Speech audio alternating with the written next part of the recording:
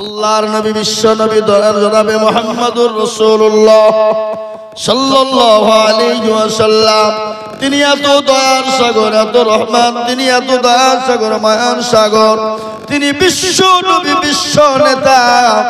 তিনি খালি আপনার নবী নন, তিনি ছিলেন ডাক্তার, তিনি ছিলেন সার্জন, তিনি ছিলেন দার্শনিক, তিনি ছিলেন বৈজ্ঞানিক, তিনি আল্লাহু আকবার। ওই বিশ্ব নবী নারীদেরকে সেই জামানায় ইলমে জাহিলিয়াতের জামানায় নারীদের যখন প্রৌঢ় হতো, মাসিক হতো, নারীদেরকে গর্তের ভিতরে রেখে দেওয়া হতো, জঙ্গলে তাদেরকে রেখে দেওয়া হতো।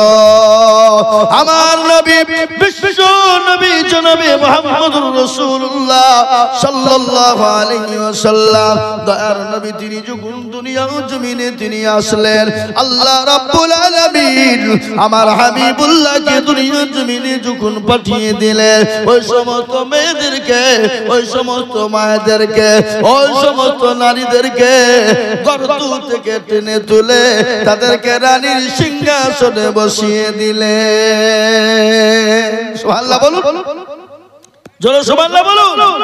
যে নারীদেরকে গর্ত থেকে টেনে তুলে নারীদেরকে সুন্দর করে সিংহাসন করে দিলেন জনাবে মুহাম্মদুর রাসূলুল্লাহ সাল্লাল্লাহু আলাইহি ওয়াসাল্লাম। আজ পৃথিবীর জমিনে বেঈমানেরা, অকৃতজ্ঞরা, যারা ইসলামকে চিনে না, ইসলামকে মানে না, কোরআনকে চিনে না, কোরআনকে মানে না, আজ ওই অকৃতজ্ঞর দলেরা আজকে বলে ইসলাম নারীকে কোনো অধিকার দেয় না। ও মুসলমান দরদি, নারীদেরকে ইসলাম যে অধিকার দিয়েছে সারা বিশ্বের কোনো জাতি অধিকার দিতে পারে না। আপনারা জানেন ছেলেদের যখন বিয়ে হয়, মেয়েদের যখন বিয়ে হয়, আচ্ছা বলুন তো সর্বপ্রথম অনুমতি ছেলেদের নাই না মেয়েদের নাই? কথা কয় না, এরা কথা বলে বিয়ে করেনি নাকি? আচ্ছা বলেন, বিয়ে যখন পড়ানো হয় সর্বপ্রথম মেয়েদের অনুমতি আগে হয় না ছেলেদের? জোরে বলুন না কেন? তাহলে এদিক থেকে মেয়েরা আগে। আচ্ছা বলুন দেখি দরদি, ও মুসলমান সোনারা, আমার ভাইয়েরা, আল্লাহওয়ালারা, মেয়েদের কত মর্যাদা, কত সম্মান আপনারা জানেন? মেয়েদের কত ইজ্জত আপনারা জানেন? মেয়েরা হলো নবীদের মা, মেয়েরা হলো সাহাবাদের মা, প্রত্যেকটা নবীদের মা। নবী বাপ ছাড়া কিন্তু নবী দুনিয়ায় এসেছে, কিন্তু মা ছাড়া দুনিয়ায় নবী আসে নাই। কি বলেন আপনারা বলুন, আছে না নাই? তাহলে মেয়েদের মর্যাদা দিয়েছেন কে? মায়েদের মর্যাদা দিলেন কে? ইসলাম দিয়েছে। আজকে অন্য ধর্মের মেয়েরা কিন্তু বাপের সম্পত্তির ভাগ পায় না। অন্য মেয়ে, অন্য ধর্মের মেয়েরা বিবাহ যখন হয়ে যায় কিন্তু সেই বাপের সম্পত্তি থেকে বঞ্চিত হয়ে যায়। কিন্তু ইসলাম বলেছে না, মেয়েদেরকে বঞ্চিত করো না, মেয়েদেরকে বঞ্চিত করো না। বলে কেন কেন কেন? ছেলে মেয়েদের যখন বিবাহ দেবে তোমরা তিনটে ভাগ করবে, 2 ভাগ ছেলেদের জন্য রেখে দেবে আর 1টা ভাগ মেয়েদের জন্য দিয়ে দেবে। ইসলাম বলেছে। ও মুসলমান গো, কিন্তু আজকে আমাদের ভিতরে অনেক কুলাঙ্গার আছে, ইসলামের আইন মানে না, ইসলামের বিধান মানে না। ইসলাম কি বলেছে? খবরদার নারীদেরকে ঠকিও না, মেয়েদেরকে ঠকায়ও না। আজকে অনেক পুরুষ রয়েছে, অনেক বাবারা আছে, ছেলের নামে চুরি করে জমিগুলা লিখে দেয় আর মেয়েদেরকে কিন্তু ফাঁকি দেয়। এরকম লোক আছে না নাই? কথা কয় না কেন? আপনাদের দেশে নাই নাকি? আছে। আবার ওই হাজি সাহেব কাবা শরীফ হজ করতে গেছে, যাই নামাজে দাঁড়িয়ে বলছে, নামাজ পড়ছে, বলছে আল্লাহ আমাকে জান্নাতে দিও, জাহান্নামে দিও না। আল্লাহ বলছে পাজি মরিয়ে দেখ, তোকে হুড়িকে মেরিয়ে তোর মানজা ভাঙবো। আয়, তোর বিটিকে ঠকালছিস, বোনকে ঠকালছিস, ফুপুকে ঠকালছিস। এরকম আছে না নাই? জোরে বলুন। আজকে জমি ঠকিয়ে ফুপুকে হুকুকুল্লাহ আর হুকুকুল ইবাদ, দুটো জিনিস, একটা হলো আল্লাহর হক আর এক হলো বান্দার হক। কেউ যদি আল্লাহর হক নষ্ট করে দেয়, আল্লাহর হক কাকে বলে? আপনি কোনো কারণবশত রোজা করতে পারেননি, আল্লাহর কাছে ক্ষমা চাইবেন, আল্লাহ মাফ করে দিতে পারে। আপনি কোনো বশত কারণবশত নামাজ পড়তে পারেননি, আল্লাহর কাছে আপনি ক্ষমা চাইলে আল্লাহ আপনাকে মাফ করে দিতে পারে। কিন্তু তারপরও যদি আপনি হক নষ্ট করেছেন, যতক্ষণ পর্যন্ত ওই বান্দা ক্ষমা না করবে, ততক্ষণ পর্যন্ত আমার আল্লাহ পর্যন্ত ক্ষমা করবে না।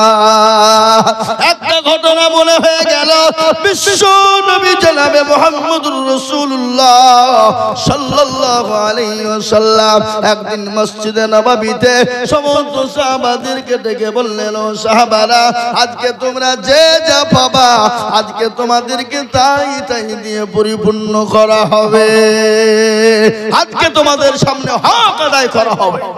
বিশ্ব নবী সাহাবাদেরকে বললেন, আজকে হক আদায় করা হবে। হক বুঝেন না আপনারা? কি হক বুঝেন না? হক আদায় করা হবে। সমস্ত সাহাবারা বললেন, ইয়া রাসূলুল্লাহ, আপনার কাছে কে এমন লোক আছে হক আদায় করবে? কে এমন আছে আপনার কাছে হক আদায় করবে গো নবী? ইতিমধ্যে একজন সাহাবা ভরা মজলিসের মসজিদে নববীতে উঠে গেলেন। উঠে বললেন, ইয়া রাসূলুল্লাহ, আমার তো বড় বলতে ভয় হয়, আপনার সাহাবারা হয়তো আমার উপর আক্রমণ করতে পারে। নবী বলেন, না, আমার সাহাবারা আমার গলার উপরে কোনো আওয়াজ দ্বারা করবে না এবং তোমাকে সাহস কেউ পাবে না আক্রমণ করা। বলো গো সাহাবা, তুমি কি হক নিবা, কি হক তুমি চাও? সঙ্গে সঙ্গে বলেন, ইয়া রাসূলুল্লাহ, আমি আজকে আপনার কথা অনুযায়ী আমি আপনার কাছে আজকে হক আদায় করতে চাই, এটাকে আমি বরাবর করতে চাই গো নবী, বরাবর করতে চাই। আপনি যখন বলেছেন হক আজ যে যা পাবা তাকে হক পূরণ করে দেওয়া হবে। বিশ্ব নবী জনাবে মুহাম্মদুর রাসূলুল্লাহ সাহাবাকে বললেন, ও সাহাবা, তুমি তোমার হক সম্পর্কে আমাকে বলো, কি হক তুমি পাও? বলে, ইয়া রাসূলুল্লাহ, একদিন মরুভূমি পার হয়ে উটের উপর চড়ে, আপনি উটের উপর চড়েছিলেন, আমি উট টানতে টানতে মরুভূমির প্রান্তে যাচ্ছিলাম। নবী গো, কখনো আমি উটের উপর চড়ি, আপনি কখনো মরুভূমির প্রান্তে উট টানছিলেন, কিন্তু নবী গো, আমি একদিন উট টানতে টানতে যাই, আপনি উটের পিঠের উপর বসেছিলেন আর আপনার হাতে ছিল চাবুক, লাঠি ছিল গো নবী, আর ওই লাঠি কেন আমার পিঠের উপর পড়ে সেই দিন আমাকে আঘাত লেগেছিল নবী। ও গো নবী, যদি আপনি কিসাস আদায় করতে চান, হক যদি আদায় করতে চান, তাহলে আমি আপনার পিঠের উপরে আঘাত করে আমি আপনার কাছে হকটা আদায় করে নিতে চাই। এই কথা যখন বলা, সমস্ত সাহাবাদের রুম খারাপ হয়ে গেছে, চোখ মোটা মোটা হয়ে গেছে। হযরত ওমর তো ওলঙ্গা তরবারি বের করে ফেলেছে। বলে, তোর এত বড় সাহস, নবীর কাছে তুই হক আদায় করবি, নবীকে তুই বদলা নেবি লাঠি মেরে, তোর গর্দান উড়িয়ে দেব। আল্লাহর নবী বললেন, ইজলিস ইজলিস, ওমর থামো থামো থামো থামো, ও ওমর থেমে যাও, ও সাহাবারা বসে যাও। সঙ্গে সঙ্গে বলেন, নবী গো, সেই সময় ছিল বড় অভাবের টাইম, আমার শরীরে কোনো পোশাক ছিল না, কোনো গায়ে শরীরে কাপড় ছিল না।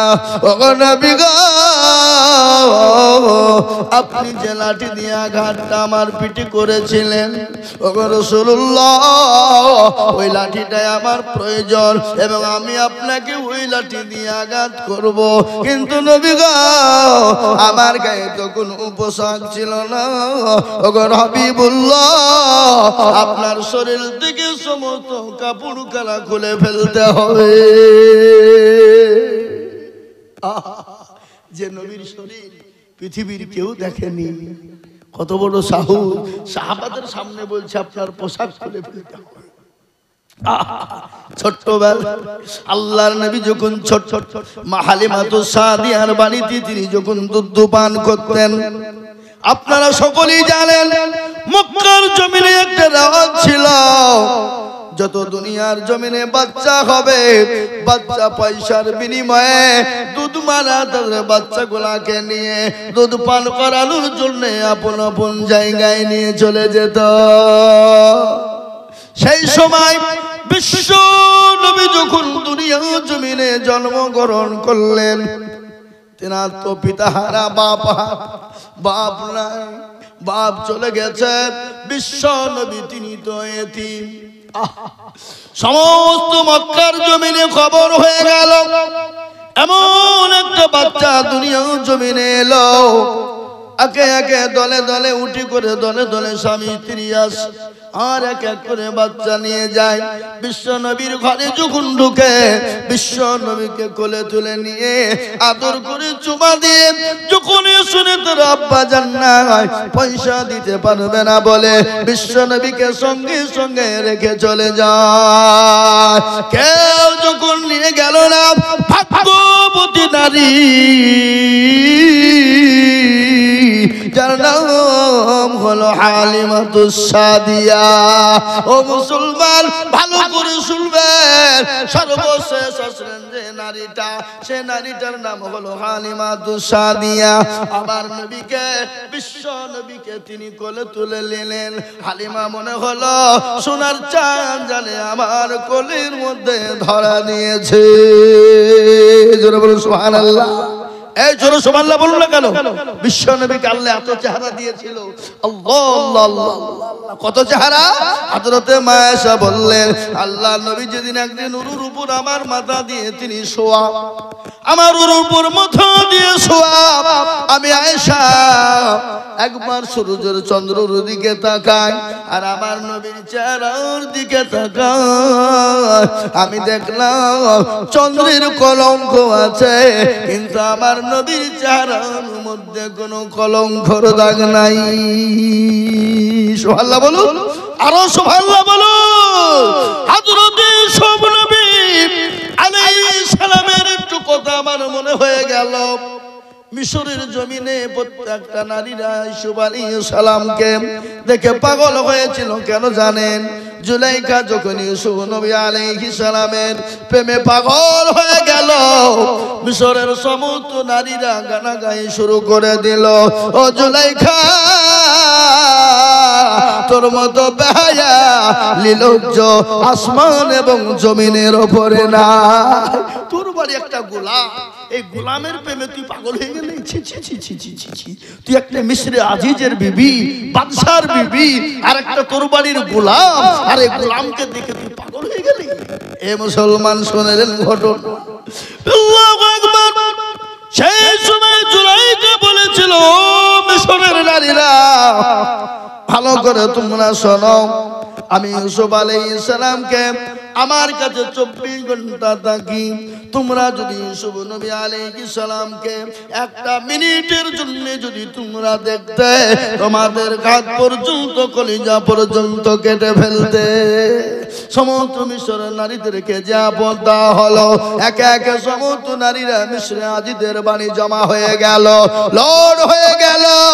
ওই নারীদের হাতে একটা করে সেব আপেল দেওয়া হলো আর একটা করে ছুরি দেওয়া হলো, আর বলা হলো ও নারীরা, আমি ইউসুফ নবীকে আমি তোমাদের সামনে কয়েক সেকেন্ড দেখাবো, তোমরা আপন আপন আপেল গোনা কাটতে থাকবে। জুলাইখা ইউসুফ নবী আলাইহিস সালামকে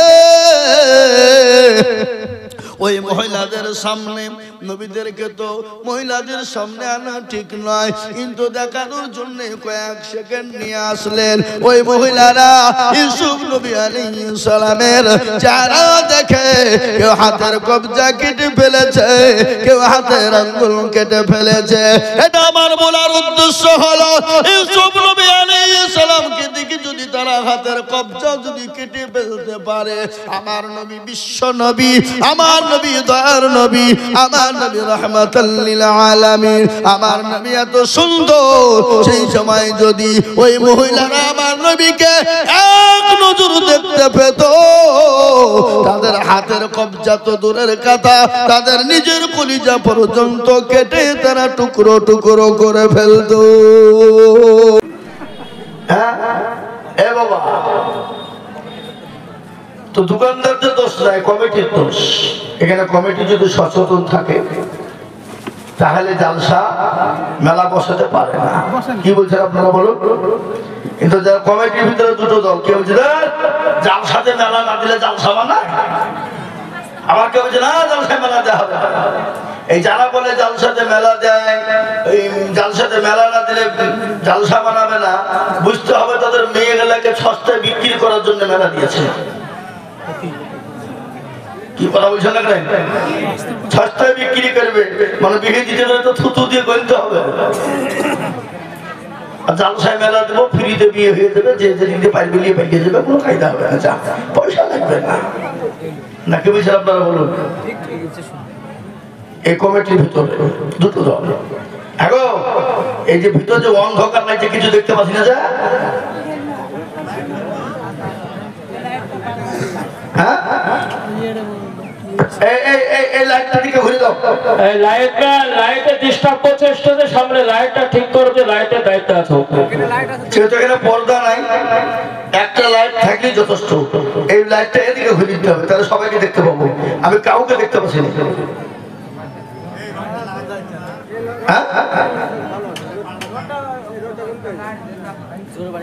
একটা লোক দেখাচ্ছে না গো, মুখ দেখতে পাচ্ছি না কাউকে।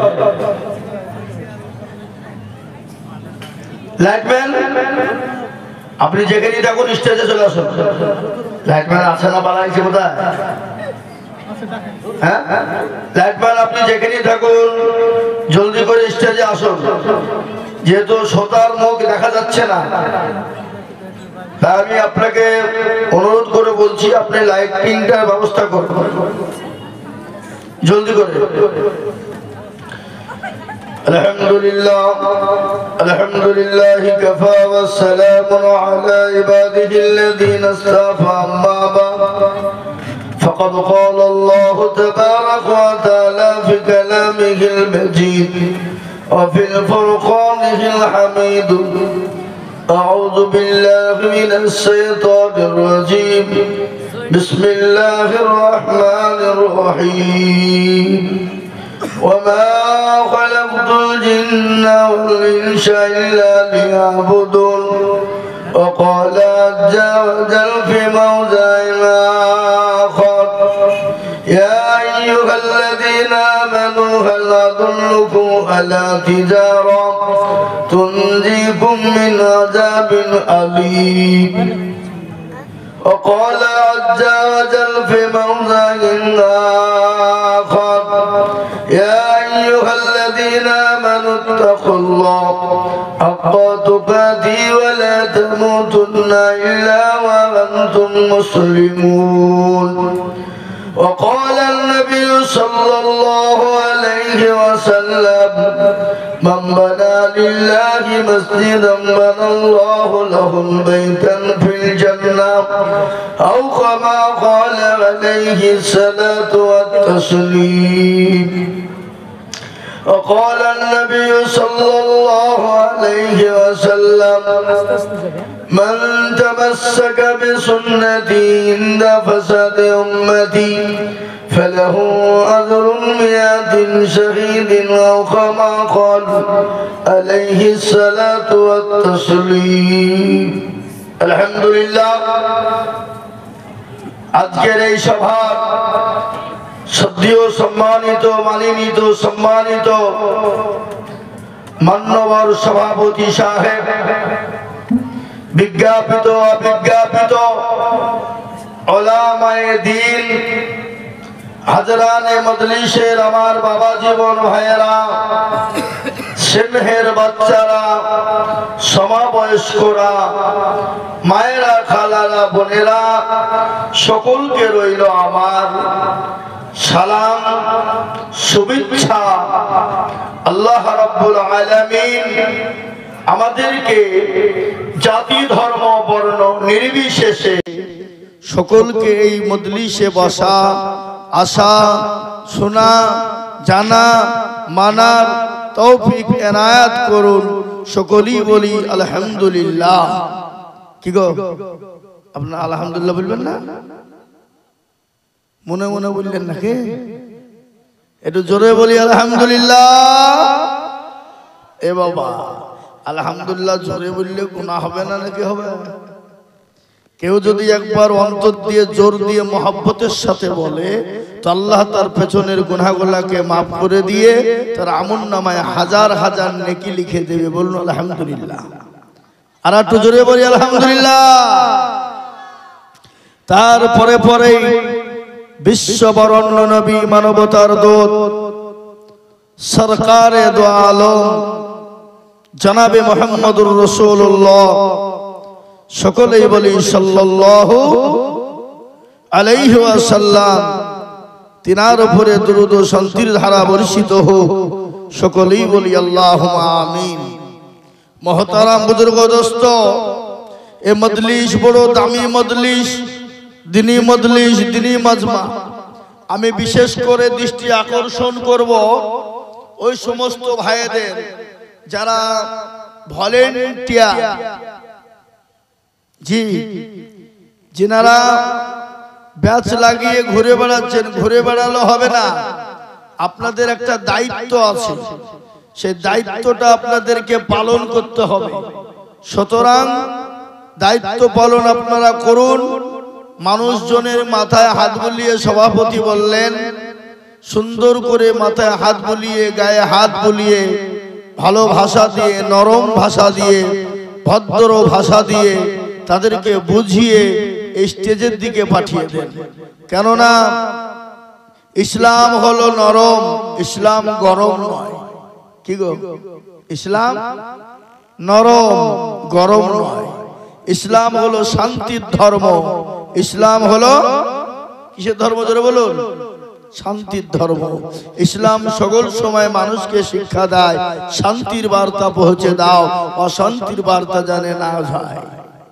আজকে যদি ইসলাম অশান্তির বার্তা বহন করত, আজকে ভারতবর্ষে মুসলমানদের উপরে যে অকট্ট অত্যাচার, মুসলমানদের উপরে যে জুলুম, মুসলমানদের উপরে যে মসজিদ ভেঙে দেওয়া, মাদ্রাসা ভেঙে দেওয়া, মুসলমানদেরকে পিটিয়ে মারা, মমলিঞ্চিং করা, মুসলমানদেরকে বিনি অন্যায় বুলডোজার দিয়ে বাড়ি ঘরকে ভেঙে দেওয়া, এখনো মুসলমান ধৈর্যের বাঁধ রেখেছে। জি, আল্লাহ কোরআনে বলেছেন, ইন্নাল্লাহা মা'আস সাবিরিন, তোমরা সবর করো, ধৈর্য ধরো। এ বাবা, আল্লাহর মান কি গো? কথা বলেন, দুনিয়ার মান। তার ছোট্ট একটা ঘটনা আপনাদেরকে শোনাই, যে ফিলিস্তিন, যে দেশে নবীদের বাস, যে দেশে ইব্রাহিম আলাইহিস সালাম শুয়ে আছেন, যেখানে ইউসুফ নবী আলাইহিস সালাম শুয়ে আছেন, যেখানে ইয়াকুব আলাইহিস সালাম শুয়ে আছেন, যেখানে হুদ আলাইহিস সালাম শুয়ে আছেন, যেখানে লূত আলাইহিস সালাম শুয়ে আছেন, সেই ফিলিস্তিনের উপরে অকাট্য অত্যাচার হলো, এতটা জুলুমবাজি করা হলো, বাচ্চাদেরকে দাফন করবে, মরার পরে শেষমেশ কাফনও পর্যন্ত পাওয়া যায়নি। সেই মুসলমান ধৈর্যের বাঁধ ধরে রাখার কারণে যে জারদ সন্তান ইসরাইল, কুলাঙ্গার ইসরাইল, অমানুষ, সেই ইসরাইলকে যে সাহায্য করেছিল আমেরিকার, কি আমেরিকা যে সাহায্য করেছিল, ক্যালিফোর্নিয়া যে জায়গাটার নাম, সেই জায়গায় 4 দিন হলো বিনা কারণে আল্লাহ এমন একটা গজব দিয়ে দিয়েছে, লক্ষ লক্ষ লক্ষ ডলার তাদের শেষ হয়ে গেল। এক একটা ডলার ভারতবর্ষের 1 কোটি টাকা করে দাম। কোটি কোটি টাকা সম্পদ ক্যালিফোর্নিয়াতে আগুন জ্বলছে, এখনো পর্যন্ত লিভানোর কোনো ক্ষমতা নেই। জাহাজে, বিমানে, কি বলে, ওই হেলিকপ্টারে করে পানি দেওয়া পর্যন্ত, হেলিকপ্টার পর্যন্ত পৌঁছাতে পারছে না। ক্যালিফোর্নিয়ায় হাজার হাজার বাড়ি ঘর ধনীদের পুড়ে ছারখার হয়ে গেল, শেষ হয়ে গেল। আল্লাহ মানুষকে ছাড় দেয়, কিন্তু আল্লাহ মানুষকে ছেড়ে দেয় না। আজকে কে বলবে ক্যালিফোর্নিয়ায় আগুন লাগিয়ে দিল? কে লাগিয়েছে? বিচার করো। বিচার কারো কে করবে? যিনি আগুন লাগিয়েছেন তিনি তো স্রষ্টা, তিনি তো আপনার আমার রব, তিনি তো আপনার আমার প্রতিপালক, তিনি তো আপনাকে আমাকে দুনিয়া আসমান জমিনকে বানিয়েছেন। সেই ক্যালিফোর্নিয়াতে আগুনের যে ভয়ঙ্কর দৃশ্য, হেলিকপ্টার থেকে নিয়ে, বিমান থেকে নিয়ে, এমনকি ফায়ার ব্রিগেড থেকে নিয়ে, কোন ব্রিগেডের ক্ষমতায় নেই ওখানে টিকতে পারে। এ বাবা, আগুনের ক্ষমতা আছে না নাই জোরে বলুন। কিন্তু আবার ওই আগুনই ইব্রাহিম আলাইহিস সালামকে ফুলের বাগান বানিয়ে দিয়েছিল। কে দিয়েছিল ওটা? জোরে বলুন না। তো আমি আপনাদেরকে প্রশ্ন করতে চাই, সে আল্লাহ আছে না মরে গেছে? যে নবী ইব্রাহিম আলাইহিস সালামকে হেফাজত করলো, যে আল্লাহর নবীকে হেফাজত করলো, ইউসুফ আলাইহিস সালামকে হেফাজত করলো, ইন্দ্রা থেকে তুলে তাকে রাজ সিংহাসন বানিয়ে দিল, যে ইউসুফ আলাইহিস সালামকে মাছের পেটে 40 দিন সমুদ্রের ভিতরে রেখে দিতে পারলেন, সে আল্লাহ আপনাদের আমাদের হেফাজত করতে পারেন না? কি মনে হয় আপনাদের? বলুন না। কি গো, কথা বলুন, পারেন না? পারেন না। আজকে সেই ক্যালিফোর্নিয়া আমেরিকা, আজকে কে আছে বাঁচাও, কে আছো বাঁচাও। আজকে পৃথিবীর তোর যত রকমের দামি দামি পোশাক, দামি দামি যন্ত্র আছে, কোন যন্ত্র আজকে কোনো কাজ হচ্ছে না। এটা আল্লাহর গজব। কার গজব? জোরে বলুন। আল্লাহর গজব। আজকে ফিলিস্তিন ছোট্ট ছোট্ট নিরীহ বাচ্চাদেরকে হত্যা করেছে ইসরাইল। ওই আমেরিকার মদদে, আমেরিকার সাহায্যে ইসরাইল জারদ সন্তান ইহুদি মুসলমানদেরকে হত্যা করেছে, মুসলমানদের ছোট্ট ছোট্ট বাচ্চাদেরকে কতল করেছে, মুসলমানদের মেয়েদের গায়ে হাত দিয়েছে, মুসলমানদের মেয়েদের উপর অত্যাচার জুলুম করেছে, তাদের উপর নারী নির্যাতন করেছে, শারীরিক অত্যাচার করেছে, এমনকি তাদের উপরে আগুন জ্বালিয়ে দিয়ে তাদেরকে পুড়িয়ে দেওয়া পর্যন্ত হয়েছে। এই ফিলিস্তিনে এই 1.5 বছরের ভিতরে এত মানুষকে মারা হলো, এত মানুষকে হত্যা করা হলো, কাফন পর্যন্ত পায়নি। সন্তানকে দাফন করবে, দাফন নাই। যারা কোটি কোটি কোটি টাকা ডলার, যারা বিলিয়ন বিলিয়ন ডলারের মালিক, তারা ঘাস চিবিয়ে খাচ্ছে, তারা মানুষের কাছে হাত পাচ্ছে। বিস্কিটের জন্য হাত পাতলে বেঈমানরা সেই মেয়েদের দিকে, ফিলিস্তিনের মুসলমান মা বোনদের দিকে হাত বাড়ায়, তাদের ইজ্জতকে লুটে দেওয়ার জন্য উঠে পড়ে লাগে। সেই ক্যালিফোর্নিয়ার সাহায্যে ইসরাইল জারদ সন্তান মুসলমানদের উপর অত্যাচার করার কারণে আল্লাহ ওই আমেরিকা ক্যালিফোর্নিয়াকে এমন ধূলিসাৎ করে দিয়েছে, এমন বরবাদ করে দিয়েছে, একটা গোটা পৃথিবীর নজির তৈরি হয়ে গেছে। বলুন আলহামদুলিল্লাহ, বলুন আলহামদুলিল্লাহ। আজ আমার এটা উদ্দেশ্য এটা নয়।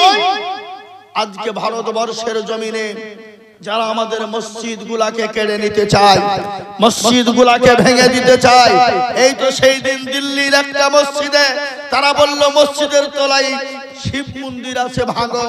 বুলডোজার দিয়ে ভাঙতে গিয়ে দেখলো শিব মন্দির নয়, মসজিদের তলে আরেকটা মসজিদ। বলুন আলহামদুলিল্লাহ, বলুন।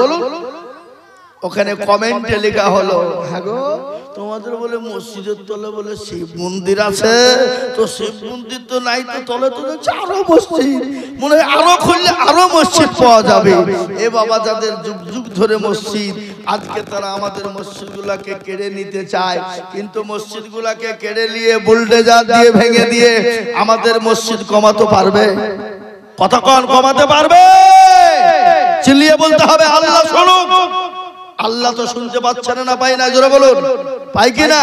আল্লাহ মানুষকে ছাড় দেয় কিন্তু ছেড়ে দেয় না। মানুষ যখন অতিরিক্ত যখন পাপ করে ফেলে, এই শুনেন, মানুষ যখন অতিরঞ্জিত পাপ করে ফেলে, আজকে আপনারা জালসা দিয়েছেন, এই জালসায় মেলা করছেন, মেলাতে ঘুরছেন। ও মুসলমান, এখানে অনেক মা বোনদের ইজ্জতের হানি হচ্ছে, এখানে অনেক মা বোনদের পর্দার হানি হচ্ছে। আজকে বিশেষ করে আরেকটা বলবো, আমি এই জালসা কমিটিওয়ালাদেরকে বলবো, আপনারা মা বোনদের যে প্যান্ডেলটা তৈরি করেছেন এটা চরম অন্যায় করেছেন আপনারা। এখানে চরম এখানে যে প্যান্ডেলটা মা বোনদের করেছ এটা চরমতরম অন্যায় হয়েছে। যদি বলেন আপনি আইজুল হক সাহেব আপনি বললেননি কেন, আমি বলছি এই প্যান্ডেলটা মা বোনদের করা ঠিক হয়নি। মা বোনদের প্যান্ডেলটা করা ঠিক হয়নি, এখানে পর্দা দেওয়ার প্রয়োজন ছিল। তাই আমি কমিটিকে বলবো ইমিডিয়েটলি জলদি করে এই খুঁটি থেকে ওই খুঁটি পর্যন্ত কাপড় বেঁধে দেওয়ার ব্যবস্থা করুন। ওই কমিটির লোক কারা আছো, চলো কাপড় নিয়ে এসো, কাপড় বেঁধে দাও, দিয়ে মানতে হবে। আমরা যদি জালসা মজলিসে যদি পর্দা না করি, পৃথিবীর কোন ইহুদি নাসারা খ্রিস্টান যৌন বুদ্ধ ডগল মুচি মেথর কোল ভিল বল বাকচিরা এরা কিন্তু পর্দা করবে না। পর্দা করবে? পর্দা করবে মুসলমানরা। এটাই হলো পৃথিবীর নজির। সুতরাং আমি কমিটি বন্ধুদেরকে বলবো তোমরা একটা দয়া করে মেহেরবানি করে এমিন দিয়ে চাদর বেঁধে দাও, বেঁধে দাও। আল্লাহ হেফাজত করবে, আল্লাহ ভালোবাসবে, আল্লাহ মহব্বত করবে, আল্লাহ আমাদেরকে দুনিয়াতে এবং আখেরাতে কবরে হেফাজত করবে। এ বন্ধু কিসের গরম তোমার শরীরে, বডি, জীবনের, যৌবনের? এই যৌবনের মালিককে কথা কন না কেন? যৌবনের মালিককে? রং ধারা শরীর কালকে জং ধরে শেষ হয়ে যেতে পারে, পারে না? কথা কন না, পারে কিনা? আল্লাহ এমন একটা অসুখ আপনাকে দিবে, আপনার গোটা পৃথিবী বিক্রি করেও আপনাকে সুস্থ করা যাবে না।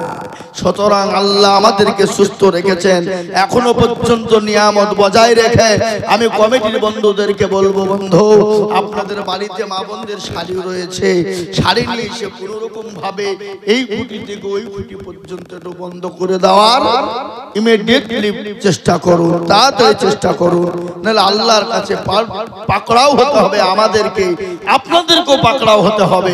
এটা আপনারা মসজিদে জালসা দিয়েছেন কেন ভাই? সবারই তো মা, যতগুলা এখানে আজকে মহিলারা বসে আছেন কারো তো কারো মা, কারো না কারো বোন, কারো না কারো বিটি কি আছে না নাই? জোরে বলুন, কথা কন না কেন? তাহলে মায়েদের ইজ্জত, মেয়েদের ইজ্জত এতটা বড়, এতটা বড়, এতটা ভালো যা বিশ্বের কোন জাতি দিতে পারেনি যে ইসলাম দিয়েছে।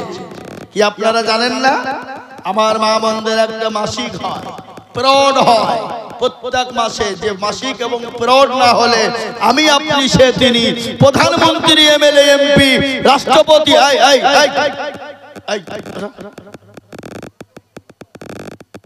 কোথা পালাইছে বাদাম খাবা? ফোন ওখানে করো, মোবাইল বন্ধ রাখো, কোনো কথা হবে না। আমি এখনো বক্তব্য শুরু করিনি।